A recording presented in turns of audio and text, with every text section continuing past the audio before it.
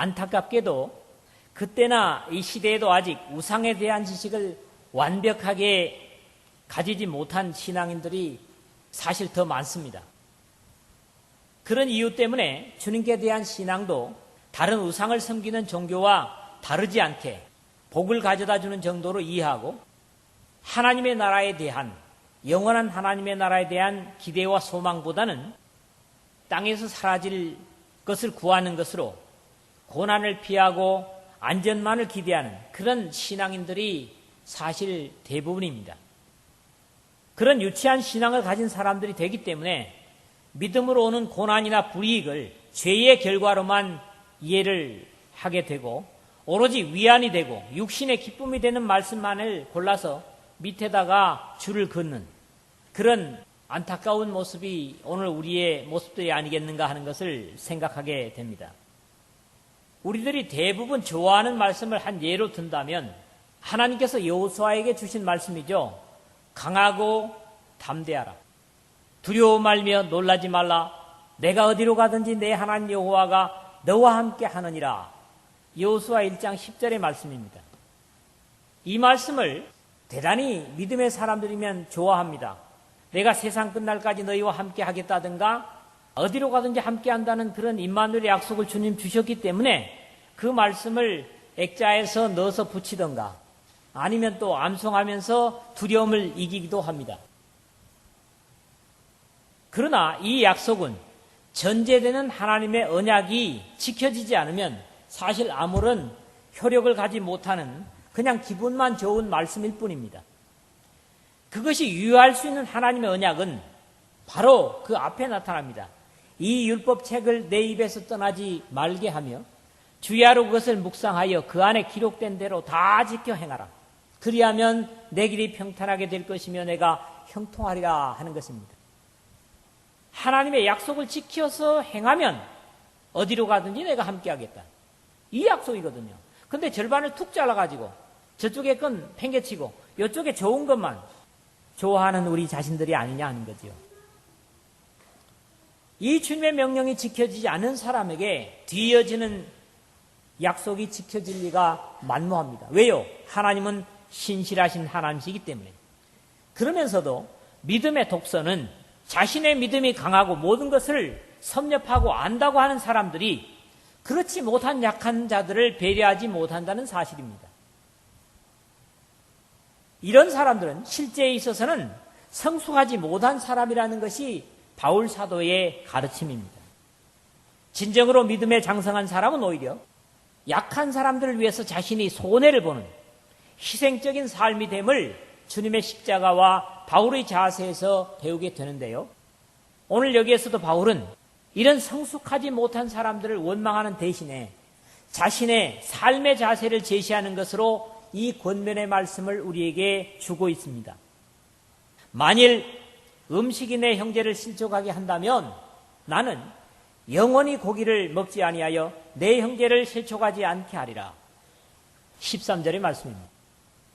내가 최고로 좋아하는 것을 만약에 형제를 믿음을 무너뜨리게 하는 것이라면 나는 영원히 먹지 않겠다. 이런 정도의 자신의 어떤 입장보다도 믿음이 약한 자들의 신앙을 염려하고 생각하는 것이 성숙한 신앙의 모습이라는 것입니다. 특히 오늘 본문에서는 신앙인의 양심과 자유가 거론이 되면서 믿음이 있다고 하는 사람들의 자유는 약한 사람들의 양심을 힘겹게 하는 것이 돼서는 안 됨을 경계하고 있습니다. 양심이 약하여지고 더러워지느니라.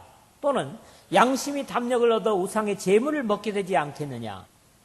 그 약한 양심을 상하게 하는 것이 곧 그리스도에게 죄를 짓는 것이니라 하는 표현들이 바로 그런 경계의 말씀들입니다. 양심이 약하여지고 더러워지는 것도 문제이지만 나 자신이 신앙적 자세를 바로 하지 못해서 후배 신앙인들을 죄 짓는데 담력을 얻게 하는 것은 무서운 일이고 믿음이 약한 사람들의 양심을 상하게 하는 것 역시 우리가 두려워해야 될 신앙의 자세입니다.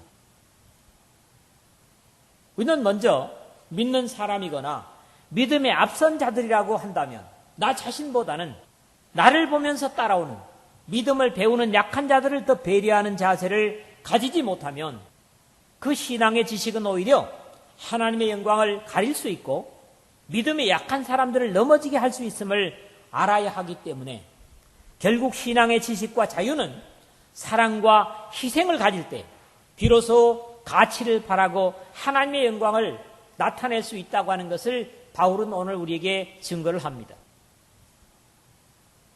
우리가 다 신앙에 사는 사람들이고 나름대로 그래도 성경적인 신앙적인 지식이 있다고 생각하는 사람들입니다. 그런 우리들로서 후배 신앙을 따라오는 자들에게 우리의 자유가 거침이 되는 그런 신앙의 잘못을 범하는 사람들은 한 사람도 없기를 주의 이름으로 부탁을 드립니다. 오늘도 세 부분으로 이 말씀을 나눠보겠습니다. 먼저 7절에서 8절의 말씀인데, 그러나 이 지식은 모든 사람에게 있는 것이 아니므로 어떤 이들은 지금까지 우상에 대한 습관이 있어 우상의 제물로 알고 먹는 거로 그들의 양심이 약하여지고 더러워지느니라. 음식은 우리를 하나님 앞에 세우지 못하나니 우리가 먹지 않는다고 해서 더 못 사는 것도 아니고 먹는다고 해서 더 잘 사는 것도 아니니라 그랬습니다. 우상과 하나님의 차이를 분명히 할 필요가 있다는 겁니다. 즉 진리와 비진리의 구분을 분명히 해야 한다고 하는 말씀입니다. 1절에서 지난주에 봤죠? 우상의 제물에 대하여는 우리가 다 지식이 있는 줄 아나 그랬지 않습니까? 그렇게 당시에나 오늘 우리 시대에도 우상에 대한 지식을 가지고 있다고 많은 신앙하는 사람들이 생각하지만 사실적으로 교회를 들락거리면서도 하나님을 섬기는 것과 신이라고 이름을 붙인 신을 섬기는 것에 대한 지식을 갖지 못하고 믿음 생활을 하는 사람들이 더 많습니다.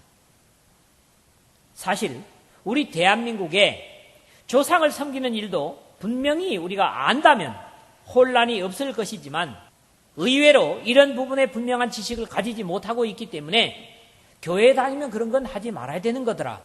이런 정도로 인식하거나 추도 예배로 대체하면 된다. 이런 정도로 이해를 하는 경우가 많습니다.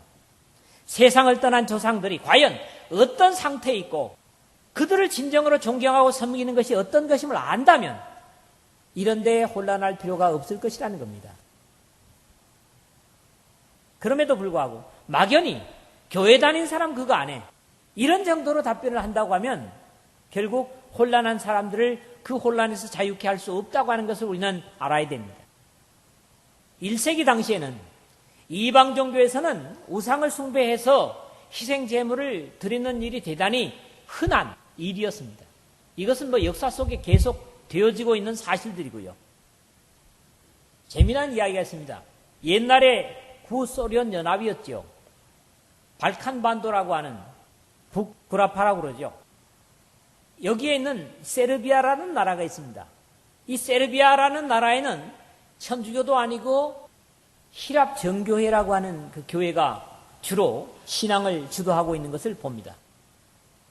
그런데 이 히랍 정교가 거기에 들어오면서 전에 그들이 섬겼던 신들의 이름이 그 히랍 정교의 섬김의 대상인 성인의 이름으로 휴대되어서 여전히 그리스도를 섬긴다고 하면서도 과거에 섬겼던 그 신을 성인으로 바꿔가지고 섬기는 그런 일들이 실제로 있습니다. 여러분들이 가톨릭을 보면 성인들이 굉장히 많습니다. 그리고 사도신경이라고 하는데 보면은 거룩한 공예와 성도가 교통하는 것과 하는 그 말씀은 바로 이 죽은 사람들과 교통을 한다고 하는 그런 의미로 쓰여진 말입니다. 이것은 가톨릭에서 뿐만 아니라 같은 이케아 신경을 비슷하게 사용하는 히랍 정교에서도 마찬가지입니다. 그렇기 때문에 히랍 정교에는 많은 성인들이 있습니다. 그래서 과거에 거기서 섬기던 우상이 이게 잘못됐다고 해버리면 그들이 완전히 예수님을 배척할 것이라고 하는 우려 때문에 그들을 성인이라고 하는 이름으로 바꿔가지고 섬김의 대열에다 같이 참여시키는 겁니다. 자, 이것은 소위 말하는 타협입니다. 인간적으로 합리적이지만 하나님께서 기뻐하실 일은 결코 아닙니다. 당시에 고린도 교인 중에서나 오늘 우리 시대에도 우상 숭배의 마법적인 효력을 교회에 기대하는 사람들이 없지 않습니다. 오늘 대한민국에도 복음을 믿고 그리스도를 영접했다고 하는 사람들이 있지만 여전히 미신적인 형태의 믿음을 가진 사람들이 많은 것이 사실이라서 영원한 영광의 구원보다는 육신의 복을 구하는 경우가 더 많습니다. 바울의 고백처럼 내가 복음을 부끄러워하지 아니하노니 이 복음은 모든 믿는 자에게 구원을 주시는 하나님의 능력이 됨이라. 먼저는 유대인에게요 그리고 헬라인에게로다. 하는 로마서 1장 16절의 말씀은 바로 복음으로부터 우리에게 하나님의 능력과 생명이 임한다고 하는 사실을 증거하고 있습니다. 다른 어떤 것도 우리에게 생명을 부여하는 것은 없습니다. 우리의 삶의 능력이 하나님의 아들 예수 그리스도의 십자가로 말미암음을 우리는 잊지 말아야 됩니다. 음식은 우리를 하나님 앞에 세우지 못하나니 우리가 먹지 않는다고 해서 더 못 사는 것도 아니고 먹는다고 해서 더 잘 사는 것도 아니니라. 오늘 8절에 그랬죠. 먹는 것 자체가 우리와 하나님의 관계를 중요하게 연결하는 것은 우상의 제물이 아니라 주님께서 직접 명령하신 주님의 만찬뿐입니다. 다른 종교에 어떻습니까? 그 종교의 행위를 위해서는 어떤 고기는 먹으면 안 된다든가 이런 일들이 들어 있습니다. 특히 우리나라의 많은 불교인들 그랬죠. 여러분, 어떤 것을 먹으면 신앙이 좋아지는 음식이 있습니까? 그렇지 않을 겁니다. 이 주님의 만찬 외에 우리의 믿음은 어떤 음식을 먹음으로써 우리가 하나님과 가까워지고 멀어지는 것은 아닙니다. 그러니까 어떤 음식을 먹음으로써 신앙이 좋아지고 나빠진다고 하는 얘기는 세속적으로 빌리자면 어떤 음식이 정력에 좋다 하는 것보다 더 불확실한 얘기입니다. 실제로 우리가 스태미너를 강하게 하는 이런 음식 자체도 사실은 루머가 많습니다. 불교인들은 실제적으로 이 육신의 어떤 욕정이라든가 이런 걸 일으키는 사람들이 강장식품이라고 하는 그런 음식들을 안 먹잖아요. 모르겠습니다. 조개종은 적어도 안 먹죠. 천태종이나 태고종이나 뭐 정토종이나 이런 다른들은 몰라도요. 오신채라고 하는 걸 먹지 않습니다. 실제적으로 그게 뭐냐면 우리 몸에 어떤 활력을 주고 하는 파, 마늘, 달래, 부추 뭐 이런 양파 이런 것들입니다. 이런 것들이 실제로 몸에 굉장히 여름에도 스태미나를 강하게 하거든요. 근데 이런 걸 먹으면 안 된다고 해서 그 계율적으로 그들은 이 오신채라고 하는 걸 못 먹게 합니다. 또 당시에 영지주의자들이 주장하는 것처럼 우상에게 바쳐졌던 제물을 먹는 행위가 신앙인들의 자유를 위한 필수적인 요소다. 이렇게 잘못 가르치는 것도 있었다고요. 정말 신앙에 담력이 있는 사람은 우상에 바쳐졌던 제물을 아무렇지 않게 먹어야 되는 거다. 이것만큼이나 또 모순된 이야기가 없는 거죠. 실제로 우리가 육신을 가지고 있는 이상 먹고 사는 문제는 필수적입니다. 안 먹는 장사 있습니까? 먹지 않아도 살아날 사람 있습니까? 없습니다. 그러나 우상의 제물을 먹지 않는다고 해서 여기서 뭐랍니까? 못 사는 것도 아니고 그것을 먹는다고 부자가 되지도 않는다는 이야기는 결국 뭡니까? 유익하지 않은 것을 믿음이 약한 사람들을 실족시킬 위험성까지 있는데 먹어야 되겠는가? 그런 얘기거든요. 이 얘기는 이제 10장에 가서 다시 이어지겠습니다만 결국 유익이 없는 것을 가지고 티격태격하면서 먹어야 되느냐 먹지 말아야 되느냐 이런 논쟁의 여지가 필요 없다는 겁니다. 두 번째로는 9절에서 10절입니다. 그런즉 너희의 자유가 믿음이 약한 자들에게 걸려 넘어지게 하는 것이 되지 않도록 조심하라. 지식 있는 내가 우상의 집에 앉아 먹는 것을 누구든지 보면 그 믿음이 약한 자들의 양심이 담력을 얻어 우상의 제물을 먹게 되지 않겠느냐. 여기도 뭡니까? 좀 부정적으로 쓰여지고 있습니다. 믿음이 약한 자들이 우상의 제물을 먹게 만들지 않겠느냐. 먹지 않는 게 낫다는 얘기죠. 옳다는 얘기죠. 믿음의 자유를 우리가 바로 사용하라는 얘기입니다. 우리가 예수 그리스도를 알므로써 가지는 자유는 세상에 엄청나게 많습니다. 사도 바울은 갈라디아 교회를 향해서 이런 말을 합니다. 형제들아, 너희가 자유를 위하여 부르심을 입었으나 그러나 그 자유로 육체의 기회를 삼지 말고 오직 사랑으로 서로 종로로 타라. 5장 13절에 그런 당부를 하고 있습니다. 그리스도의 교회 속에서, 소위 말하는 기독교 속에서 굉장히 유명한 석학입니다. 에버렛 퍼커슨이라는 사람이 있습니다. 텍사스 에브린 대학교에서 주로 강의를 했고요. 이분이 쓴 이 책은 모든 교파 교회들이 대단히 귀하게 사용하고 있는 책들이 많습니다. 그분이 쓴 책이 이런 정도로 많습니다. 이 에버렛 퍼거슨이라는 분은 그리스도인의 자유를 두 가지로 얘기를 합니다. 영어식 표현이니까 이게 좀 그렇습니다만 무엇으로부터 라고는 from the sin, from the wicked, 죄로부터, 악으로부터. 또 하나의 자유가 있는데 그리스도인들에게는 toward라는 겁니다. 이 toward라고 하는 것은 무슨 쪽으로 또는 무엇으로 향해서 무엇의 쪽을 향한 이런 것입니다. 이 두 가지를 얘기하는데 이 from이라고 하는 자유는 죄로부터, 욕정으로부터, 탐심으로부터, 그리고 이기심으로부터 해방돼서 더 이상 그것들에 얽매이지 않는 자유를 말하는 것이고, 이 toward, 무엇을 향하는 자유는 그리스도인은 모든 것을 섬기는 충성스러운 종으로서 어떤 자리에서도 그 어떤 것에 종속되지 않고 자유함을 갖는 존재라는, 쉽게 얘기하면 뭡니까? 그리스도를 섬기는 자유를 얘기하는 겁니다.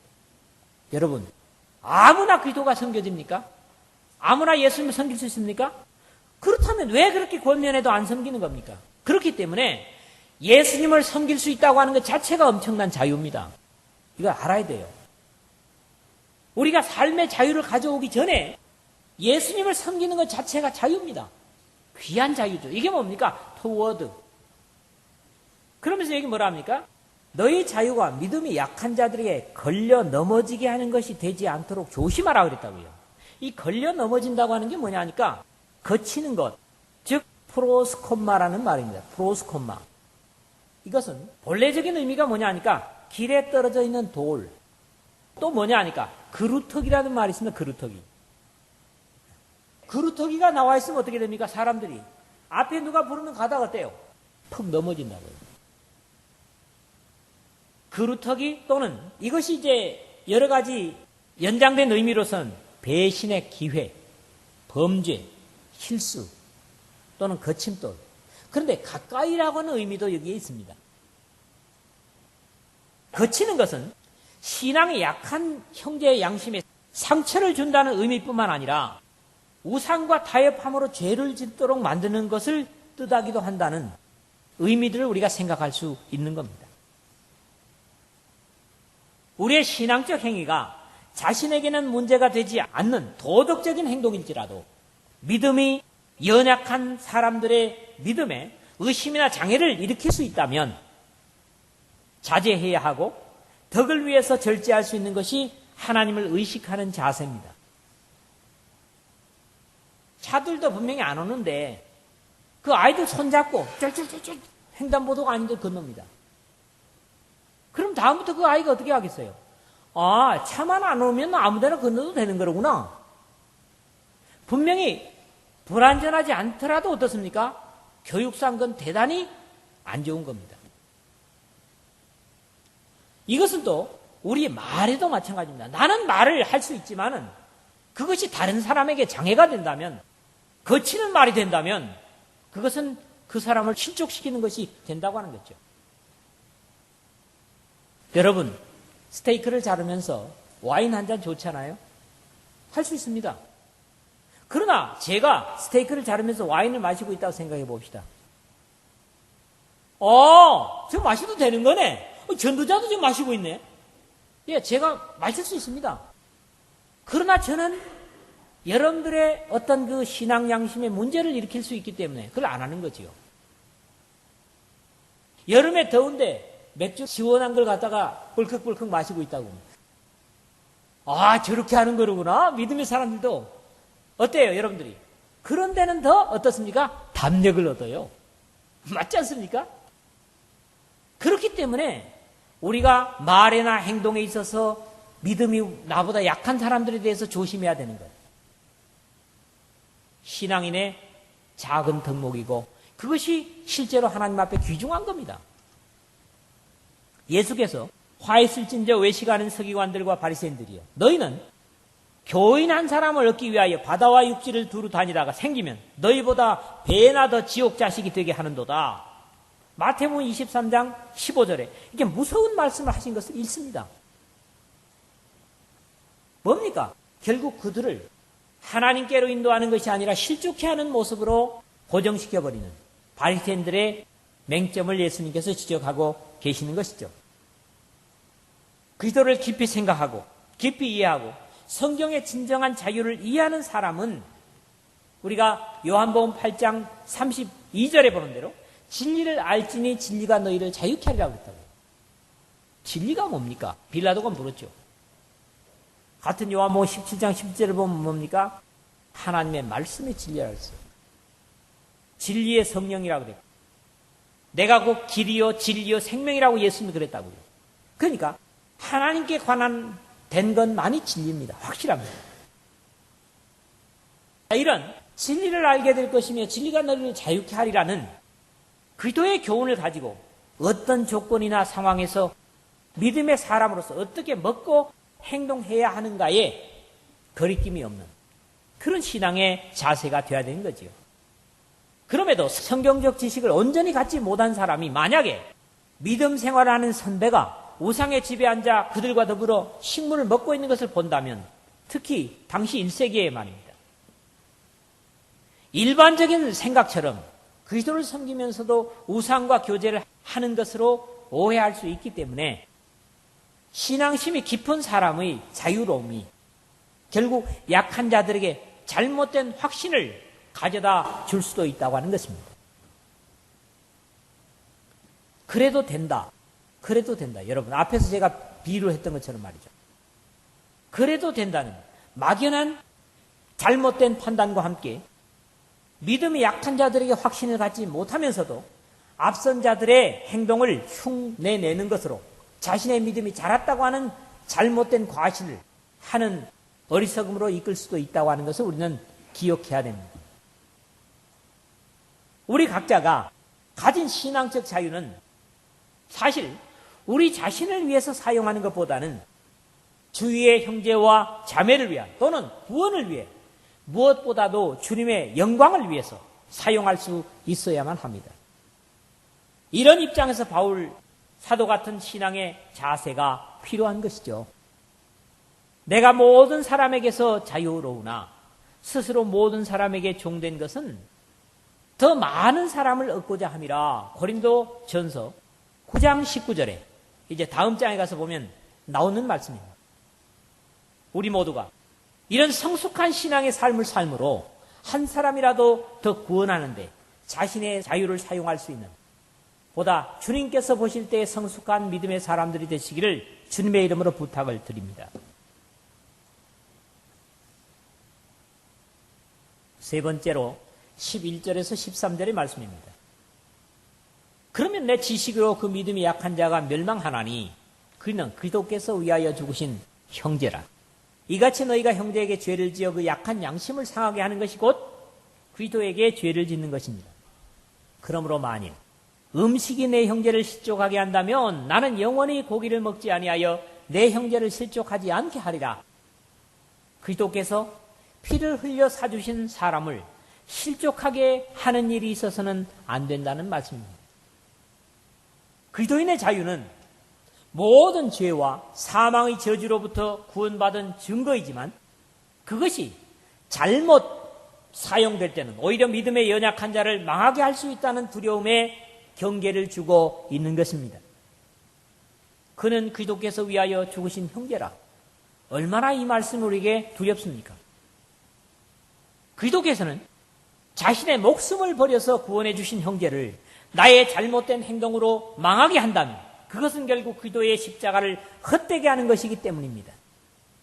곧 그리스도에게 죄를 짓는 것이니라. 12절 하반절에 있잖아요. 이 무서운 말씀을 하고 있는 것이죠. 바울 사도는 이러한 사실을 로마서에서도 만일 음식으로 말미암아 내 형제가 근심하게 되면 이는 내가 사랑으로 행하지 아니함이라.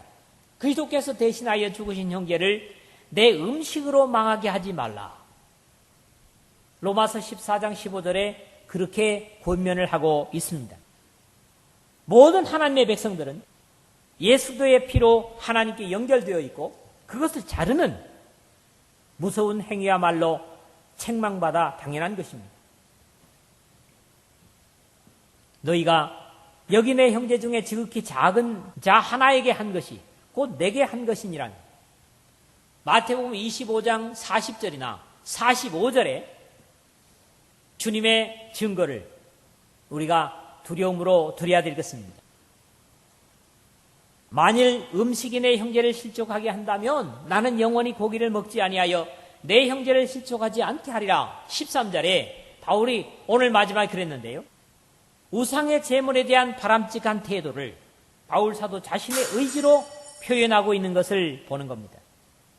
인간적으로 보잘것없는 형제일지라도 하나님께서는 그를 어떻습니까? 천하보다도 귀하게 여기시며 그를 통해 구원의 섭리를 이루어 나가신다는 점을 우리가 지나쳐서는 안 됩니다.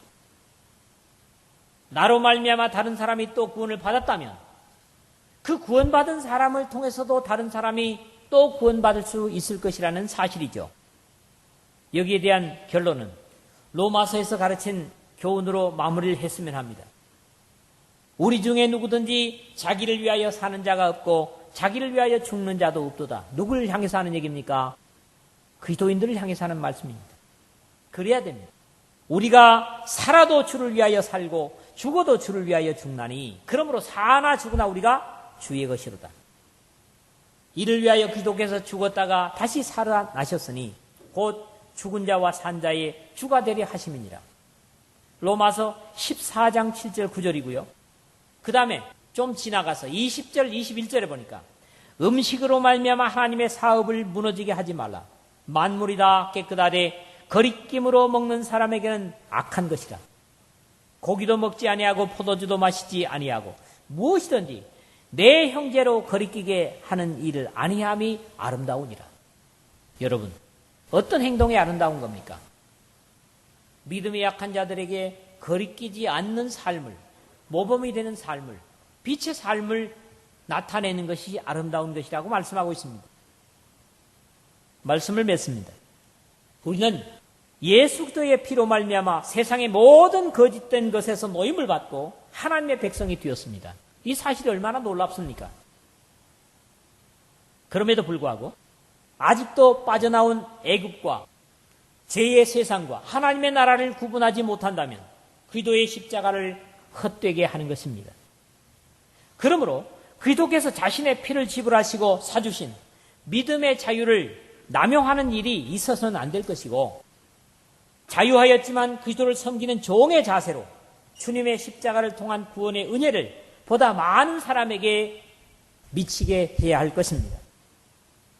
내가 가졌다고 하는 자유와 믿음이 약한 자들을 실족시킨다면 그것은 단순히 사람에게만 죄를 짓는 것이 아니라 그리스도께 죄를 짓는 것으로 형제의 구원을 위해서 먹는 일이나 말이나 모두 자제해서 하나님의 영광과 구원을 위해서 한 행동, 한 말을 할 수 있는 이 말씀과 함께하는 여러분 모두가 되시기를 주님의 이름으로 부탁을 드립니다.